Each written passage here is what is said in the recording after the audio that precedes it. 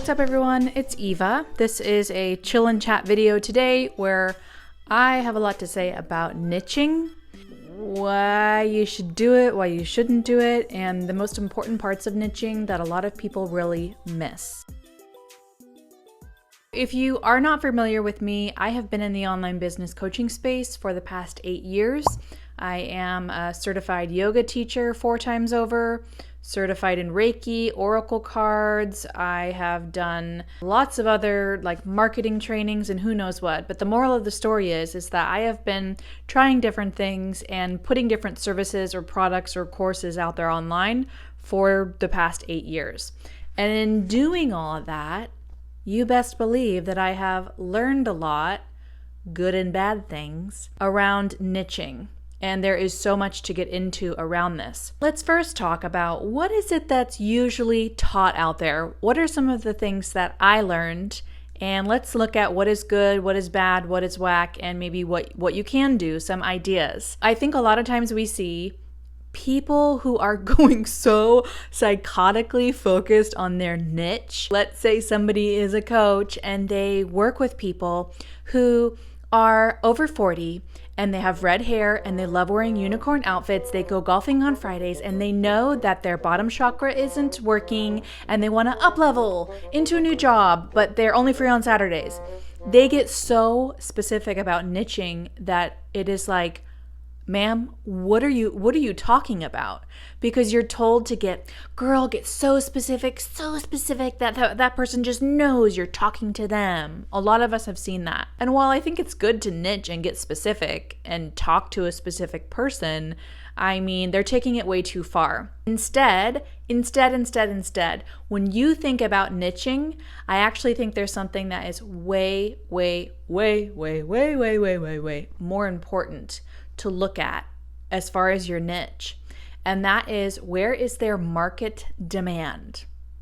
So we mean, where is it that people are wanting or needing this thing? They're ready to buy it. There is a demand for it. If you were to host a concert and you go out there on your tour and there's no demand for tickets, like no one is buying, that would be an example of demand, that there's no demand for people to come to your performance, okay?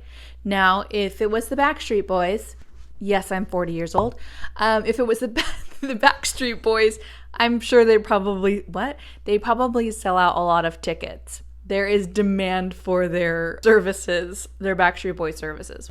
If you had, let's say, Taylor Swift, you best believe people are jumping up and down trying to get tickets. There's a huge demand. And when people go and make businesses or they look at their niche, they tend to just think like, what do I love? What do I personally feel so called to talk about? What is it that, are my past experiences or things that I should pull together? And that's fine and good and all, but what absolutely should come first, or at least be super freaking important, is demand. So you may want to put on some kind of concert, but you also need to look at what is their demand for. And that is so important. So for example, I worked with someone who was an acupuncturist. She wanted to do spiritual acupuncture, something along the lines of like Reiki acupuncture. I don't really know anything about that, not my personal jam, but that's what she felt she wanted to do. Now, she had a busy business before moving into this work, and things really slowed down when she wanted to work in this spiritual side of acupuncture. So she said, I want to niche down into that. It was an idea that she played with and she did it for a couple months. Now, if you were to look at your niche from a place of what is their demand for, there were so many people banging down the door who were in pain, who wanted to come to her clinic. A lot of people who had knee pain, nerve pain, back pain. Acupuncture is really great for pain, and they were down to get acupuncture. Especially, there was a local VA. So for us in the States, that's people who were in the Army and they are veterans. And so there's veterans assistance that will also pay for the acupuncture. There was people banging down the door, a demand for acupuncture for veterans. So of course, you don't have to do anything that you don't want to do, something that you absolutely hate. But if you're like, in this area, wow, look, there's a demand for this thing, you want to hop into where there is a demand. The worst thing in business is to try and create demand for your thing. Wait, what? We're told online that we can kind of shove anything down people's throats and, hype them and get them excited and pump it up. But where businesses really thrive is where you are already tapping into a market where there's already demand. Instead of trying to make up demand for something and then try and sell them into that thing as well. Oh, hello. This is ASMR Eva. Popping in to say, oh my God, if you're not subscribed, what? Please, what? Hit that like, hit that subscribe button, and we will do more ASMR subscribe video interruptions soon. Okay, thanks, bye. An example would be food delivery. That's not something you need to talk someone into. Food delivery, people know it. There's already a demand for it. If you said to someone, do you want your stuff delivered? They would say, oh, yes. There's absolutely a demand. There is Uber drivers and the food drivers driving all around California where I am. You can't even keep up. That's an example of where you are already hopping into the flow of getting a piece of the pie of where there's demand for something. I think a niche is a really good blend of, what do you genuinely want to do and have the training for, wink, wink, wink, wink, wink, and feel qualified for, and what is their demand for? You have to be able to be open to that. A lot of times as business owners, we are taught to just do what we want to do and just kind of sit and journal and feel and vibe around what we want to create, but we have to tap into what there is demand for. I'll give you some examples of this in my business. I would say that I love talking about marketing overall. And if I was just to say, marketing, people might say, okay, I don't know. But if I said, do you want help with Instagram, social media marketing? Boom, there is demand for that thing.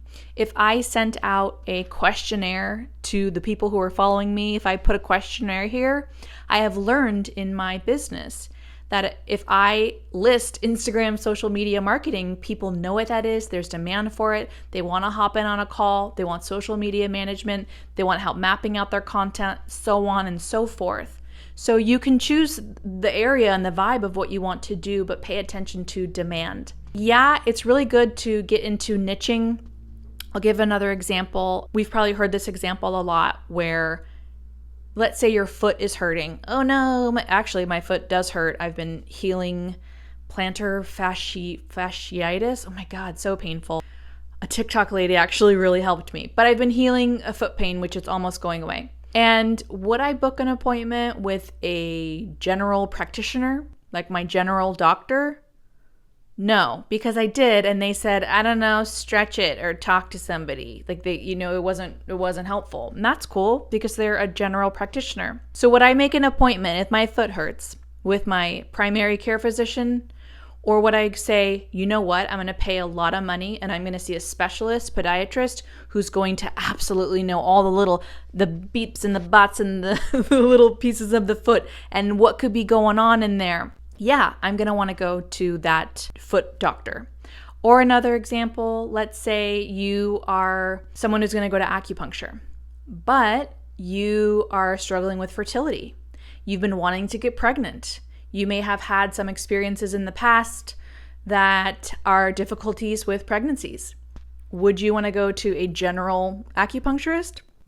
Or would you want to go to a fertility acupuncture specialist? So you'd want to go to the fertility specialist. So it can be really good to hone in, but I do not understand what in the world are they talking about where they get so honed in and so hyper-focused and so specific on a niche where it's like, I just don't know what you're talking about. It's never effing worked for me in the past to get all honed in like that.